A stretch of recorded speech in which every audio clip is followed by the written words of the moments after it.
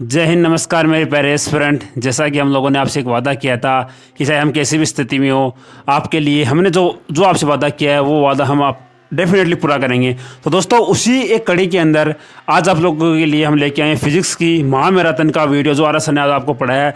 That's name is wave and sound. यानी कि RS sir ने आज आपको कंप्लीट पढ़ाया चैप्टर। बट दोस्तों, आपको पता है कि अगर हम आपको उस 2-2.5 घंटे क्लास की प्रैक्टिस अगर आपको करवाते हैं तो भाई वो अपनी लगभग वो 1.5 घंटे से ऊपर जाएगी। ठीक है, तो बट आज जो उन्होंने पढ़ाया उससे आधे की प्रैक्टिस सेशन आज होगी और आधे की जब कभी भी हमें टाइम मिलेगा, यानी कि जिस दिन आरएस सर की क्लास मतलब ना हो उस दिन आपके लिए वो प्रैक्टिस सेशन आपके लिए आ जाएगा। ठीक है, तो भाइयों, अब आप सभी को पता है कि आप हमें बहुत अच्छा खासा सपोर्ट करो, बट आपसे एक चीज़ मांगते हैं भाई, वीडियो लाइक करना, कंटेंट अच्छा लगे तो कमेंट करना, शेयर करना, बाकी आपकी इच्छा। ठीक है, तो इसकी पीडीएफ के लिए आपको अपना जो ग्रुप टेलीग्राम उसका लिंक वीडियो नीचे दिया है डिस्क्रिप्शन के अंदर, तो उसे जाकर ज्वाइन करना है और उस वीडियो को सॉल्व करना। कोई भी डाउट हो कमेंट कर देना। पहला क्वेश्चन देखो आपकी स्क्रीन के ऊपर क्या है। पहला क्वेश्चन है कि भाई पहला ही क्वेश्चन में आप लोगों के लिए एक चमत्कार है। ठीक है, पहले क्वेश्चन में मेरे को पता है कि 100% स्टूडेंट आउट होने वाले हैं। ठीक है, मतलब कि डेफिनेटली आउट होंगे, क्यों भाई ये जो क्वेश्चन है ये है इस प्रकार का क्वेश्चन। ठीक है, तो पढ़ते हैं। देखो,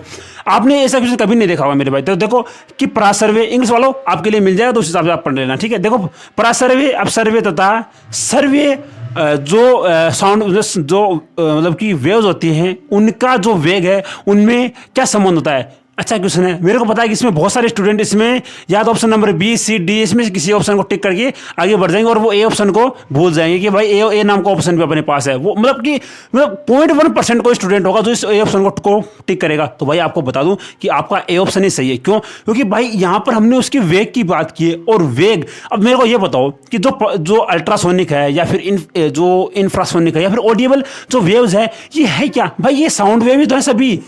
मतलब हम वेग डिफरेंट है, किसी किसी के लिए होता है। एक तो या तो हम बात करते हैं साउंड के लिए या हम बात करते हैं इलेक्ट्रोमैग्नेटिक वेव के लिए। यानी कि जब वेव की प्रकृति चेंज होती है, वेव की प्रकृति से मेरा क्या मतलब है कि जब वेव या तो ध्वनि तरंग हो या वह प्रकाश तरंग हो, तब उनका वेग परिवर्तित होता है। यानी अगर मैं बात करूं कि अगर इलेक्ट्रोमैग्नेटिक वेव के अंदर आपसे मैं एक एग्जांपल के तौर पर बताऊं कि अगर इलेक्ट्रोमैग्नेटिक वेव एक अपना है रेडियो तरंग और एक अपना है प्रकाश तरंग। ठीक है, यानी कि ये दोनों अपने पास ईएम वेव्स हैं।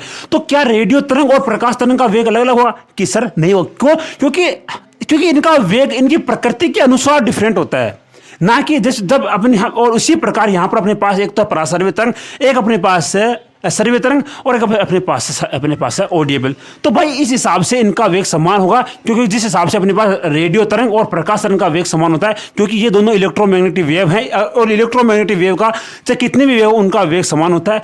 तो इस हिसाब से हम बोल सकते हैं कि ऑप्शन नंबर आपका ए होगा कि लगभग समान होते हैं। आई होप सो भाई इसका कंसेप्ट आपको क्लियर हो चुका, विद एग्जांपल आपको मैंने बताया है। तो अच्छा लगे तो भाई लाइक करना। अगला क्वेश्चन देखो आपकी स्क्रीन के ऊपर कौन सा है।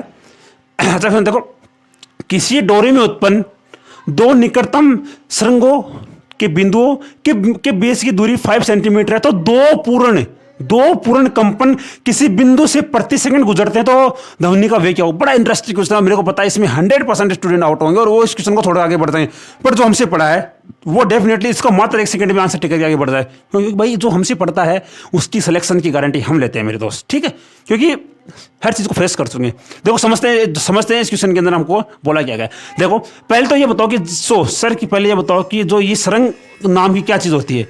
भाई ये इसका मतलब होता है कि जैसे मानो कि आपको एक वेव के द्वारा बताता हूँ, तो देखो इस हिसाब से अगर मैं एक वेव बनाता हूँ तो ये अपने होते हैं सुरंग। देखो ये अपना होता है गरज। ठीक है, अब इंग्लिश वाला देख लेना क्या होता है। ठीक है, और देखो ये होता है गरज। ठीक है, ओके, और ये होता है गरज। बट ये होता है सुरंग, यानी कि सुरंग होता है अधिकतम दूरी और ये होता है सुरंग। ठीक है, यानी कि दो क्रमागत सुरंगों के बीच की दूरी अपने पास लैम्डा होती है। यानी यहाँ से लेकर यहाँ तक जो दूरी वो लैम्डा होगी और यहाँ से लेकर यहाँ तक की दूरी अपने पास लैम्डा होगी। अब ये चीज़ आपको क्लियर हो चुकी है। ठीक है, अब देखो इसमें पूछा गया है कि जो ध्वनि का वेग क्या होता है। इसके लिए अपने पास एक फॉर्मूला होता है कि साउंड की जो वेलोसिटी है उसके लिए v बराबर होता है एन लैम्डा। अब सर एन क्या है? एन अपने पास है कि प्रति सेकंड गुजरने वाले कंपनों की संख्या। अब इसमें बोला गया है कि प्रति सेकंड दो कंपन वो गुजरते हैं, यानी कि प्रति सेकंड। देखो प्रति सेकंड दो कंपन का माना ये कंपन ये होगा। और देखो एक कंपन ये होगा और एक कंपन ये होगा, यानी कि यहाँ से लेकर यहाँ और यहाँ से लेकर यहाँ तक, यहाँ से लेकर यहाँ तक जो ये चलने में 1 सेकंड लगा, यानी कि अपने पास जो एन का मान है वो 2 है, क्योंकि एन की परिभाषा क्या होती है, यानी कि जो आवर्ती परिभाषा ये होती है कि प्रति सेकंड गुजरने वाले कंपनों की संख्या या फिर प्रति सेकंड गुजरने वाले चक्करों की संख्या को हम आवर्ती बोलते हैं। ठीक है, तो यहाँ पर एन का मान 2 है, तो 2 × 5 = 10, आपका 10 जो भी मीटर प्रति सेंटीमीटर प्रति सेकंड आपका आंसर हो जाएगा। ठीक है, तो अगर यहाँ पर अगर आपके पास दो कंपन प्रति सेकंड ना हो तो आप इसे अनुसार आप एक मतलब 5 सेंटीमीटर भी अपना टिक कर सकते हो। बट अगर ये बोले कि कल को 3 कंपन है तो 4 कंपन हो, तो उस हिसाब से आपका आंसर चेंज हो। भाई विद रीजन बता रहा हूँ, विद एक्सप्लेनेशन बता रहा हूँ, तो भाई कंटेंट अच्छा लगे तो सपोर्ट आपको करना पड़ेगा। अगला क्वेश्चन देखो, एक स्वरित्र में वायु में 256 कंपन प्रति सेकंड उत्पन्न करता है, तो यदि ध्वनि का वेग इतना हो तो उसकी वेवलेंथ क्या है, इसी फॉर्मूले से हम आराम से निकाल सकते हैं। तो देखो इधर लैम्डा बराबर होगा v/ν। ठीक है, अब देखो v कितना, सर v अपने पास दिया गया, कोई दिक्कत नहीं, 330 मीटर प्रति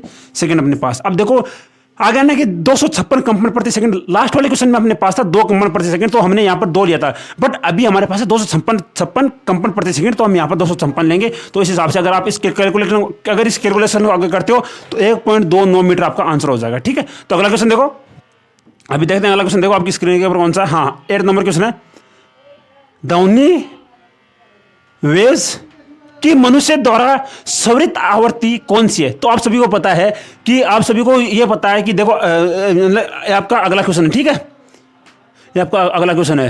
ठीक है, तो इसमें देखो कि आप सभी को पता है कि सर ऑडिएबल जो अपने पास साउंड होती है उनकी रेंज क्या होती है, सर उसकी रेंज होती है अपने पास होते हैं 20 हर्ट्ज से लेकर 20,000 हर्ट्ज।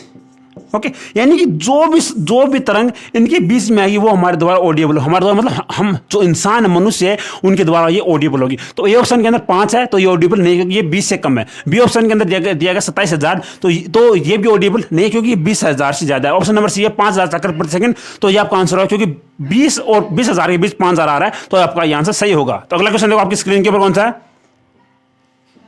अभी अगला क्वेश्चन आपकी स्क्रीन पर 11 नंबर। ठीक है, देखो कलांतर तथा पतांतर के मध्य संबंध क्या होता है, सभी को पता है मेरे दोस्त, बड़ा इजी क्वेश्चन है, आराम से कर सकते हो कि कलांतर और पतांतर के बीच में एक ही संबंध होता है कि सर देखो λ/2π इंटू कलांतर इंटू पतांतर, यानी डेल्टा एक्स बराबर, देखो λ/2π इंटू कलांतर। ठीक है, यानी कि ΔΦ बराबर डेल्टा एक्स, यानी कि और यहाँ पर हमें ये बोला गया कि ΔΦ बराबर, यानी ΔΦ बराबर हो गया अपने पास 2π/λ इंटू पतांतर। ठीक है, तो कौन सा ऑप्शन, ऑप्शन नंबर आपका 2π/λ ऑप्शन नंबर ऐसे ही होगा। ठीक है, अगला क्वेश्चन देखो आपकी स्क्रीन के ऊपर कौन सा है, अगला क्वेश्चन आपकी स्क्रीन के ऊपर है 16 नंबर। ठीक है, माध्यम की एकांक लंबाई में उपस्थित वेव की जो संख्या उसे हम क्या बोलते हैं, तो इसका इजी आंसर है, ये प्रकार की परिभाषा डेफिनेशन है, तो आपको ये पता होगी तभी आप इसका आंसर टिक कर सकते हो। इसमें ना तो कोई फॉर्मूला लगेगा ना कुछ और लगेगा, अगर आपको इसकी परिभाषा पता है तभी आप इसका आंसर टिक कर सकते हो। तो इसका आंसर होगा बी, यानी कि उसे हम बोलते हैं वेव्स नंबर। ठीक है, उसे हम बोलते हैं तरंग संख्या। ठीक है, तो एकांक लंबाई में उपस्थित होने वाली तरंगों की संख्या को हम बोलते हैं तरंग संख्या, तो ऑप्शन नंबर आपका बी सही होगा। तो इस प्रकार की डेफिनेशन भी आपके एग्जाम के अंदर आ सकती है, तो आपको इस चीज के लिए भी तैयार रहना चाहिए। अगला क्वेश्चन देखो, हाँ सर्वे की जो सीमा के अंदर आवर्ती क्या होगी, ये आपके लिए होमवर्क है, क्योंकि अभी मैंने आपको इसका आंसर बताया। तो इस क्वेश्चन का सभी को आंसर कमेंट करना है। आपका क्वेश्चन नंबर 18 आपके लिए होमवर्क है। अगला क्वेश्चन देखो, किसी माध्यम से ध्वनि 3 सेकंड में 2 किलोमीटर तथा वायु में 10 सेकंड में 3 किलोमीटर की दूरी तय करती है, तो ध्वनि जो तरंग है कि इन दोनों माध्यमों में तरंग दैर्ध्य के अनुपात क्या होगा। इजी क्वेश्चन आराम से कर सकते हो मेरे दोस्त, केवल एक ही फॉर्मूला आपके काम आएगा जो अभी मैंने आपको अभी बता चुका हूं। ठीक है, देखो इसमें कौन सा फॉर्मूला काम आएगा, वही फॉर्मूला जो अभी हमने आपसे बताया, अभी हमने आपको बताया, फिर हमने आपसे अभी जो आपको बताया। ठीक है, देखो वो फॉर्मूला क्या है, देखो वो फॉर्मूला क्या बोलता है, हमें केवल एक ही फॉर्मूला याद है, तो v बराबर एन लेमडा। ठीक है, v बराबर न्यू लेमडा में बोल सकता हूँ इसको। ठीक है, इसमें पूछा क्या गया, इसमें हमसे ये पूछा गया है कि लेमडा का अनुपात क्या है। ठीक है सर, आराम से निकालने की कोई दिक्कत नहीं है। तो λ1/λ2 बराबर अपने पास हो गया v1/v2, ठीक हो गया, इंटू n2/n1। ठीक है, अब देखो v1 की वैल्यू अपने पास क्या है। ठीक है, देखो अब इसमें यह बोला गया है कि 3 सेकंड में इतने किलोमीटर तथा 10 सेकंड में इतने किलोमीटर है, तो इस हिसाब से अगर इसमें अपने पास अगर n1 और n2 का अनुपात नहीं है तो हम इसे भूल जाएंगे। क्यों, क्योंकि अगर अपने पास n1 और n2 का रेशियो नहीं है तो हम इसे काउंट नहीं कर सकते। ठीक है, तो इस हिसाब से बोल सकते हैं कि λ1/λ2 बराबर होगा v2 यानी v1 नहीं, हाँ v1/v2, ठीक है, कोई दिक्कत नहीं। अब देखो वेग कैसे निकाले, सभी को पता है कि वेग बराबर होता है कि दूरी बटा चाल, यानी दूरी बटा समय, ठीक है।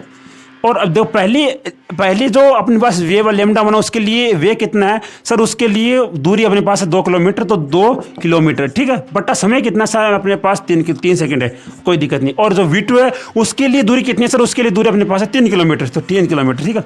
उसके लिए उसके बाद अपने पास समय कितना सर, उसके लिए समय अपने पास है 10 सेकंड, कोई दिक्कत नहीं। अब देखो ये 10 ऊपर जाएगा और ये 3 से इससे मल्टीप्लाई होगा, तो 20/9 आपका आंसर होगा, कौन सा, ऑप्शन नंबर आपका डी। इजी क्वेश्चन था, सब आराम से इसे कर सकते थे, मैंने इसके सोल्यूशन बताइए। अदरवाइज ये क्वेश्चन मात्र 5 सेकंड का है, अगर आपके कंसेप्ट अच्छे हैं तो आप डायरेक्ट इस फॉर्मूले को लिखोगे और बाद में आपको डायरेक्ट मात्र 2 सेकंड के अंदर इसका आंसर आ जाएगा मेरे दोस्त। अगला क्वेश्चन देखो, हाँ, ध्वनि तरंग जब मतलब जब वायु से जल में प्रवेश करती है तो कौन सी राशि नहीं बदलती है। तो मेरे को ये बताओ कि मेरे भाई कि जब ध्वनि वायु से जल में जा रही है, ये मतलब जो ये घटना है, ये घटना किस प्रकार की घटना है। देखो जब कोई भी किरण, यानी कि जब कोई भी किरण, आपने वेव ऑप्टिक्स या फिर आपने ऑप्टिक्स के अंदर चीज को पढ़ा है कि जब कोई भी किरण हो या फिर कोई भी हो, मतलब कोई भी वेव हो, वह एक माध्यम से दूसरे माध्यम में जाती है, तो ये एक प्रकार का अपवर्तन कहलाता है, ठीक है। तो अपवर्तन की घटना में आपको याद रखना है कि सर आवर्ती को छोड़कर, यानी कि आवर्ती को छोड़कर बाकी सभी चीजें चेंज होती है, तो ऑप्शन नंबर आपका बी है कि आवर्ती इसमें कांस्टेंट रही। भाई ये देखो ये चीजें थ्योरी की चीजें आपको ये पता होने से, तो मैं एजे आपका रिवीजन करवा रहा हूं, ठीक है। अगला क्वेश्चन देखो आपकी स्क्रीन पे कौन सा है, हाँ अगला भाई 23 नंबर का क्वेश्चन है, अच्छा क्वेश्चन है मेरे दोस्त, ये बहुत बड़ा बेहतरीन क्वेश्चन है, इसको करेंगे। देखो समझते हैं इस क्वेश्चन में क्या बोला गया है, थोड़ा इसके लिए हमें बोर्ड को क्लीन करना पड़ेगा। देखो इसमें क्या बोला है कि किस ताप पर ध्वनि का वेग 0 डिग्री सेंटीग्रेड पर वेग का 2 गुना हुआ। बड़ा अच्छा क्वेश्चन है, इसे आप इसे थोड़ा सा समझना पड़ेगा, ठीक है। अदरवाइज ये लगभग मैं आपको बताऊंगा, अगर आपके कंसेप्ट अच्छे हैं तो आप इसे लगभग इस क्वेश्चन को बनाने में आपको 30 सेकंड लगेंगे, क्योंकि इसकी थोड़ी कैलकुलेशन अच्छी है, तो इसमें आपको लगभग 30 सेकंड लग जाएंगे, ठीक है। तो और समझते हैं इसमें बोला क्या गया है। इसमें यह बोला गया है कि मानो अपने पास कोई तरंग है, उसका 0 डिग्री सेंटीग्रेड। अब मेरे को यह बताओ कि सर जो 0 डिग्री सेंटीग्रेड का मतलब क्या है। 0 डिग्री सेंटीग्रेड का केल्विन में हमें इसमें वैल्यू केल्विन में हमें पुट करनी पड़ेगी, क्यों, क्योंकि हम जब कभी भी क्वेश्चन को सोल्व करते हैं तो हम सेंटीग्रेड के अंदर वैल्यू ना रख रहे हैं, केल्विन में वैल्यू को रखते हैं, तो अपने पास 273 आ गया, ठीक है, 273 केल्विन आ गया, ठीक है। यानी तो T1 अपने पास है 273, ठीक है। अब देखो हमें निकालना है T2, ओके। तो आप सबको एक ये रिलेशन याद होना चाहिए। एक इसमें देखो, इसमें जो अपने पास साउंड होती है उसका वेग क्या होता है, वो होता है अपने पास गामा RT/m, ठीक है। तो यहाँ पर m है वो एकांक लंबाई का द्रव्यमान होता है, ठीक है। यानी यहाँ से बोल सकता हूँ कि V समानुपाती √T हो गया, ठीक है। अब देखो V1/V2 बराबर हो गया √T1/T2, ठीक है। अब देखो यहाँ पर हमें जो V1 है ये V2 का 2 गुना है, यानी कि V1 जो V2 बराबर 2V1 हो गया, ठीक है। क्योंकि हमें अकॉर्डिंग टू क्वेश्चन बोला गया कि जो बाद का वेग हो पहले का 2 गुना है, तो यहाँ से V1/2V1 बराबर पहला ताप कितना सर, पहला ताप अपने पास 273, तो √273, ठीक है, बटा T2, √T2 आपको निकालना है। V1 से V1 कैंसिल, तो √T2 बराबर 2 गुणा 273, ठीक है। अब देखो इसका स्क्वायर करता हूं तो T2 बराबर 4 गुणा 273।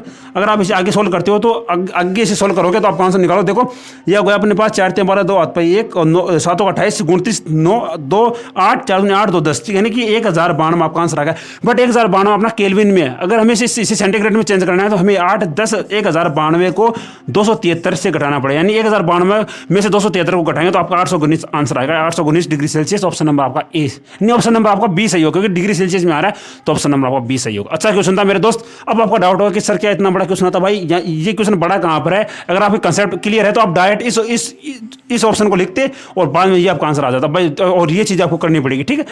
तो अच्छा क्वेश्चन था ये, आराम से कर सकते हो इसको, ठीक है। अगला क्वेश्चन देखो, ध्वनि का वेग किस में अधिकतम होता है। इजी क्वेश्चन, सबको पता होगा कि सर जो ध्वनि है उसका वेग ठोसों में सबसे अधिक होता है, बाद में होता है लिक्विड्स के अंदर होता है, और बाद में गैसों में होता है। यानी कि और जो ठोस है उसमें भी सबसे ज़्यादा स्टील में होता है या इस्पात में होता है, यानी कि इस्पात है या स्टील है तो उसमें सबसे ज़्यादा वेग होगा। ऑप्शन नंबर आपका डी। अगला क्वेश्चन देखो, अगला क्वेश्चन आपका है 28 नंबर क्वेश्चन। देखो एक संवृत्त किसी माध्यम में उत्पन्न माध्यम में वेग को उत्पन्न करता है, यदि माध्यम का ताप परिवर्तित हो रहा हो तो निम्न में से कौन सी राशि परिवर्तित होगी।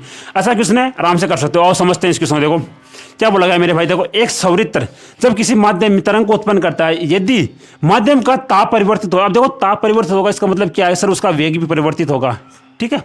अब देखो उसका ताप परिवर्तित होता है तो उसका वेग भी परिवर्तित होगा, ठीक है, क्योंकि देखो V समानुपाती √T होता है, ठीक है, V समानुपाती √T होगा। अब आपका ये डाउट होगा सर V बराबर अपने पास n लैम्डा होता है, ठीक है। ओके, अब मैं अगर आपको ये बताऊंगा सर अगर इसका वेग परिवर्तित होगा तो इसकी लेमडा परिवर्तित होगी। अब साथ साथ आपका ये डाउट आ सकता है कि सर अगर लेमडा परिवर्तित हो रहे तो अपने पास न्यू है आवर्ती, ये भी अपने पास परिवर्तित होनी चाहिए। बट आपका ये डाउट मैं क्लियर कर दूं कि मेरे दोस्त v है वो डायरेक्ट प्रोपोर्शनल लेमडा होता है, यानी कि अगर से आप ताप बढ़ाओ से ताप घटाओ तो आवर्ती नाम की ये राशि होती है ना आवर्ती, ये हमेशा कांस्टेंट होती है मेरे दोस्त, यानी कि जो वेग है वो आवर्ती पर डिपेंड करता ही नहीं है। आई बात समझ में, ये कॉन्सेप्ट आपको समझ में आया। देखो मैंने क्या बताया कॉन्सेप्ट के अंदर, मैंने ये बताया है कि अगर उसका ताप परिवर्तित हो रहा है तो उसका वेग डेफिनेटली परिवर्तित होगा, ठीक है। और वेग बराबर होता है v बराबर एन लेमडा होता है। अगर मैं यहाँ से आपको बताऊंगा सर वेग परिवर्तित हो रहा है तो उसकी लेमडा भी परिवर्तित होगी। साथ साथ आपका ये डाउट बन सकता है कि सर अगर लेमडा परिवर्तित हो रहा है तो अपने पास न्यू भी तो परिवर्तित हो सकता है। बट यहाँ पर मैं आपको ये बताऊंगा कि सर न्यू परिवर्तित नहीं होगा। क्यों? क्योंकि आवर्ती एक कांस्टेंट मतलब एक प्रकार से कांस्टेंट होता है, ठीक है। तो आवर्ती परिवर्तित नहीं होगी चाहे कैसी भी स्थिति हो। और दूसरी बात ये भी आप यहाँ से समझ सकते हो कि जो वेग है वो आवर्ती पर कभी भी डिपेंड नहीं करता है, ठीक है। तो इसमें आपका ऑप्शन नंबर आपका सी सही हो जाएगा। विद रीजन बता रहा हूँ मेरे दोस्त, ऐसा नहीं कि ऑप्शन ए बी सी बता रहा हूँ, विद रीजन बता रहा हूँ मेरे दोस्त। अगला क्वेश्चन देखो, इसी को थोड़ा समझना। हाँ अगला क्वेश्चन देखो, 34 नंबर क्वेश्चन। वायु में ध्वनि का वेग होता है, ये अच्छा क्वेश्चन है मेरे दोस्त, बड़ा बेहतरीन क्वेश्चन है। इसमें मेरे को पता है इसमें 100% स्टूडेंट्स में कंफ्यूज होंगे। ऑप्शन को पढ़ते हैं। ए ऑप्शन में बोला गया कि शुष्क वायु में आर्द्र वायु से अधिक होता है। ये क्वेश्चन आपको समझ में आया। इसमें ये बोला गया कि जो शुष्क वायु है उसमें ज्यादा होगा आर्द्र से। भाई ये कहाँ से भाई, ये चीज़ तो उल्टी हो गई ना। क्यों? क्योंकि जो वेग है वो समानुपाती आर्द्रता होती है, यानी कि वेग है वो समानुपाती होता है ह्यूमिडिटी, यानी कि जो होता है ना ह्यूमिडिटी आर्द्रता, तो उसके समानुपाती होता है। और यहाँ पर इसने बोला है कि जो अपने पास अगर कोई अपने पास शुष्क वायु है तो उसमें वेग ज्यादा होगा, बट ऐसा नहीं है। वेग है वो आर्द्र जो वायु होती है उसमें अधिक होता है। तो ऑप्शन नंबर आपका ए गलत होगा। बी को पढ़ते हैं कि दाब के अनुक्रमानुपाती होता है। भाई वेग है वो कभी भी दाब पर डिपेंड करता है नहीं। ऑप्शन नंबर बी आपका गलत होगा। ऑप्शन नंबर सी को पढ़ो, ताप के अनुक्रमानुपाती। भाई ताप की नहीं होता, ये ताप के अंडर के अनुक्रमानुपाती होते हैं, यानी ताप की वर्गमूल के समानुपाती होता है। ऑप्शन नंबर सी भी गलत हो गया।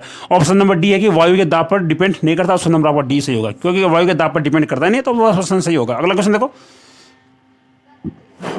38 नंबर क्वेश्चन देखो जस्ट वेट। हाँ, ध्वनि की एक ध्वनि वेव मतलब एक साउंड वेव है कि आवर्ती एन है, ठीक है, और उसका वेग v है। तो यदि इसकी आवर्ती फौरन कर दी जाए तो इसका वेग क्या होगा? इसका आंसर आपको कमेंट करना है। क्यों? क्योंकि अभी मैंने आपको इसका कॉन्सेप्ट बताया, इसका आंसर आपको कमेंट करना है। भाई इसका आंसर कमेंट करना पड़ेगा मेरे दोस्त, आपको इसका आंसर कमेंट करना है। अगला क्वेश्चन देखो, क्योंकि अभी मैंने आपको इसका कॉन्सेप्ट बताया। 44 नंबर क्वेश्चन देखो, ध्वनि का वेग किसमें अधिक उत्तम होता है? ये अच्छा क्वेश्चन है मेरे दोस्त, बड़ा बेहतरीन क्वेश्चन आया आपकी स्क्रीन पे, बड़ा बेहतरीन से बेहतरीन क्वेश्चन है। इसको 99% स्टूडेंट नहीं कर पाएंगे, 1% स्टूडेंट हो सकता है जो इसको कर पाए। सब समझते हैं इसको। वेग क्या होता है? वेग v बराबर होता है गामा RT अपॉन m, ठीक है।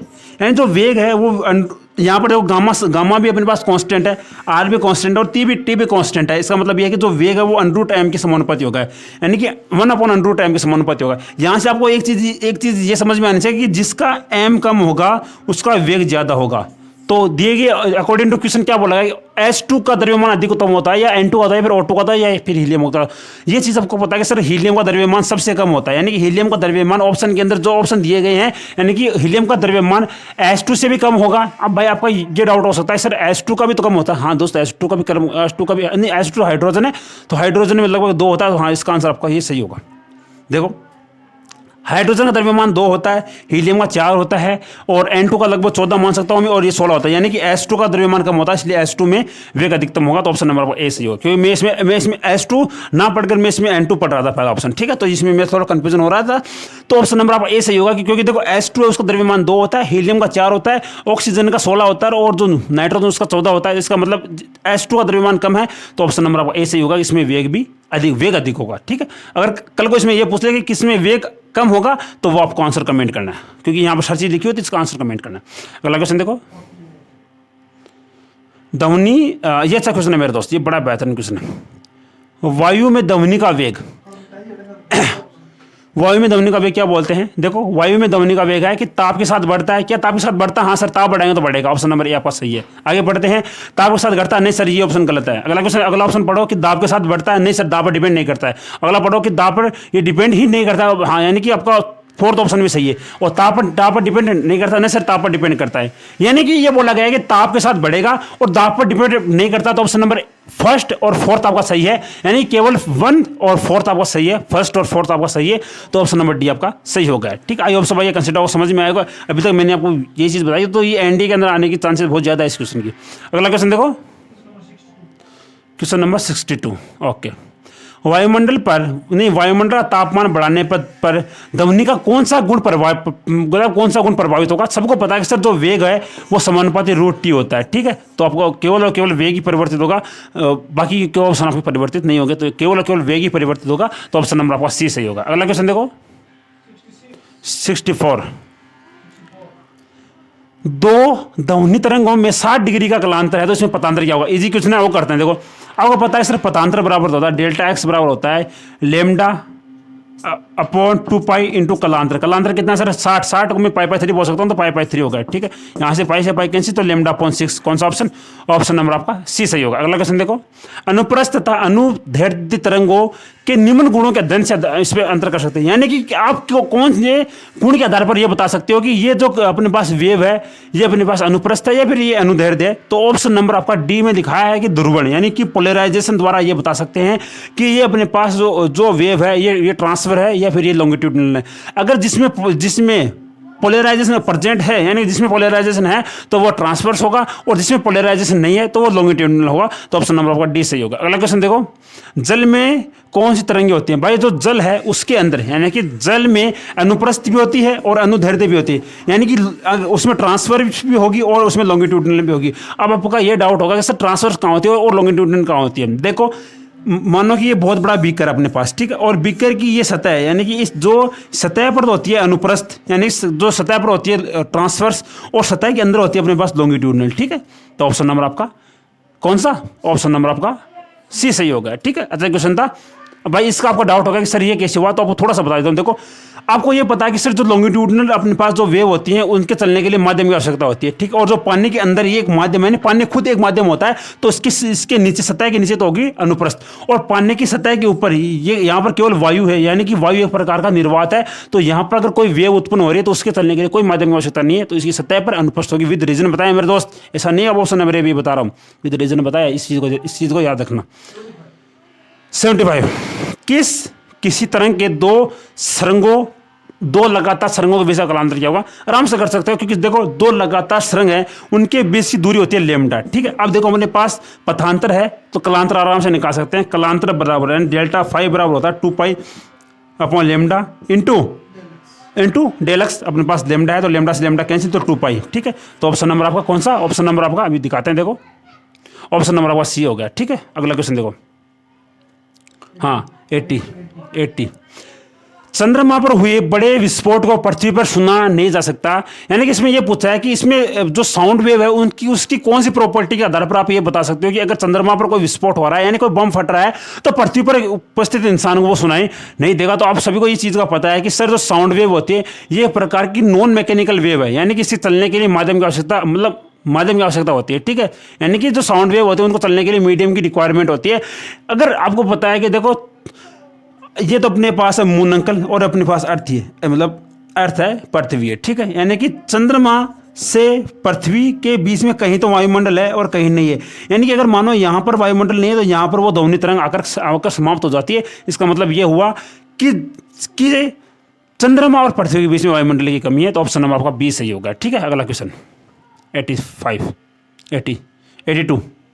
सोनार में उत्सर्जित तरंगे क्या होती है। भाई सबको पता है कि सर सोनार में उत्सर्जित जो होती है तरंगे होती है वो होती है मतलब वो तरंगे होती है रेडियो तरंगे, यानी कि जो रेडियो तरंगे होती है वो सोनार के अंदर उपस्थित होती है। ठीक है, अब देखो आपको जो सोनार है इसकी फुल फॉर्म कमेंट करनी है। ठीक है, ओके, क्योंकि ये भी आपके एयरफोर्स में बहुत बार आ चुका है कि जो सोनार की जो फुल फॉर्म होती है वो क्या होती है, यानी कि इसकी फुल फॉर्म क्या होती है, और इसका ऑप्शन नंबर आपका ए सही होगा, रेडियो तरंगे होती है। अगला क्वेश्चन देखो,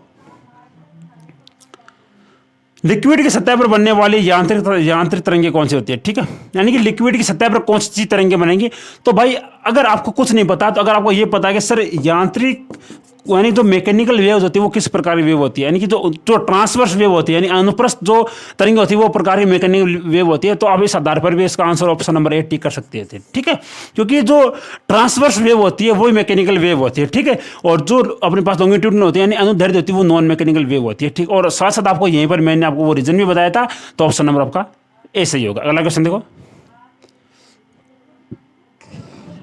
क्वेश्चन नंबर 8।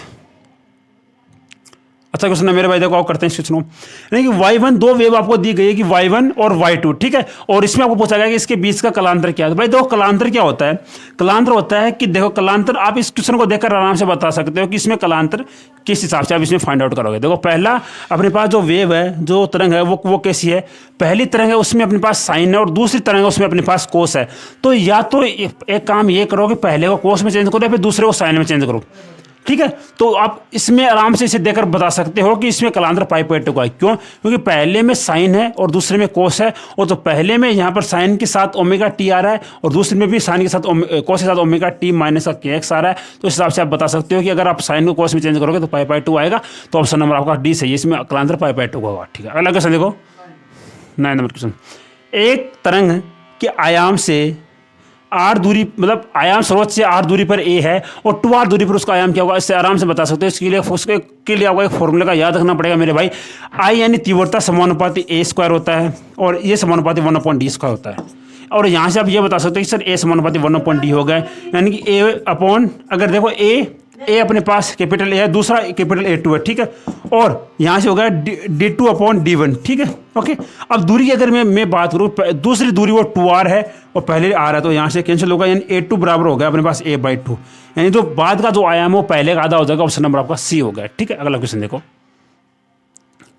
एक सरंग उसको हमने रिजिड एज से, मतलब एज से बांध दिया है, ठीक है। तो परावर्तन के फलस्वरूप उसमें कौन सी कला होगी। आरएस ने बड़े एक्सप्लेनेशन के साथ इस क्वेश्चन को बताया है कि मानो अपने पास ये कोई पोल है इधर, ठीक है, इधर समझाता हूँ। देखो ये पोल अपने पास, यहाँ पर एक पोल है, ठीक है, और यहाँ पर अगर हमने ये जो कोई अपने पास रस्सी है उसको हमने टाइट बांध दिया है और फिर यहाँ से पकड़कर हम उसको ऐसे मतलब ऊपर नीचे करते हैं, तो इसमें जो उपस्थित जो तरंग होगी वो मानो इस हिसाब से आ रही है, मानो अगर ये इस हिसाब से आ रही है, ठीक है, तो बाद में वो तरंग इस हिसाब से जाएगी, ठीक है। देखो बाद में वो तरंग इस हिसाब से जाएगी, यानी कि इसमें जो कलांतर है वो π/2 मतलब पाई का हो जाएगा, ठीक है। अगर वो पहले सीधी आ रही है तो बाद में उल्टी जाएगी, आराम से समझ सकते हैं। क्योंकि अगर ये अपने पास स्ट्रेट सिरा है तो पाई का होगा, अगर वो अपने पास खुला सिरा हो तो 0 का कलांतर होगा, ठीक है। तो ऑप्शन नंबर आपका सी सही होगा। अगला क्वेश्चन देखो, और क्वेश्चन आ गया, एक क्वेश्चन और होगा शायद मेरे हिसाब से, हाँ 21 नंबर क्वेश्चन था शायद, हाँ 21 नंबर क्वेश्चन था। देखो लास्ट क्वेश्चन आपका आज की क्लास का, देखो बड़ा अच्छा क्वेश्चन है मेरे भाई, ये भी थोड़ा सा जस्ट वेट, थोड़ा जूम कर देते हैं, हाँ होगा। देखो समतल तरंग का समीकरण अपने पास ये है, तो इसमें कण का अधिकतम वेग क्या होगा। मेरे भाई हमेशा याद रखना, अगर आपको कोई भी इक्वेशन देकर ये पूछे कि इसमें तरंग का वेग क्या होगा, कुछ नहीं करना मेरे दोस्त, कुछ नहीं करना। शॉर्ट ट्रिक उतारो मेरे भाई, शॉर्ट ट्रिक याद कर लेना। शॉर्ट ट्रिक क्या है, कुछ नहीं करना मेरे भाई, ऊपर लिख देना t का गुणांक बटे x का गुणांक, बस ये आपका वेग आ गया। कुछ मत करना, ओमेगा क्या है, x क्या है, k क्या, कुछ मत करना, t का गुणांक बटे x का गुणांक कर देना। अब t का गुणांक क्या है, t का गुणांक अपने पास 10 है तो 10 हो गया। अब x का गुणांक है, सर x का गुणांक अपने पास 1/4 नहीं है, x का गुणांक अपने पास 4 नहीं है, x का गुणांक अपने पास 4 नहीं, 1/4 है तो 1/4 होगा, ठीक है। तो ये 4 ऊपर जाएगा तो 40 हो जाएगा। तो ऑप्शन नंबर आपका डी हो गया, ठीक है। तो आई होप सो भाई दोस्त ये आपको सीरीज अच्छी लगी होगी। अपने आज की क्वेश्चन लगभग क्वेश्चन 30 क्वेश्चन थे तो आपको अच्छे लगे होंगे, और बाकी की जो क्वेश्चन है वो किसी और दिन जब आरा सारी क्लास होगी उस दिन आपको हम वो करवा देंगे। क्लास कैसी लगी आपको अपना फीडबैक अवश्य कमेंट करना है, और क्लास को शेयर भी करना, लाइक करना, कमेंट करना। और अब आपसे मिलेंगे अगली क्लास के अंदर। तो जय हिंद, जय भारत।